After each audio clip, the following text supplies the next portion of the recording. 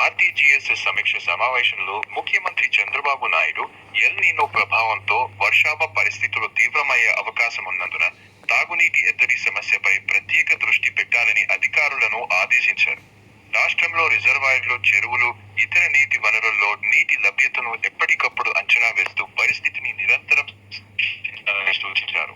ప్రజలకు తాగునీటి సరఫరాలో అంతరాయం రాకుండా ముందస్తు కార్యాచరణ సిద్ధం చేయాలని ఆయన స్పష్టం చేశారు.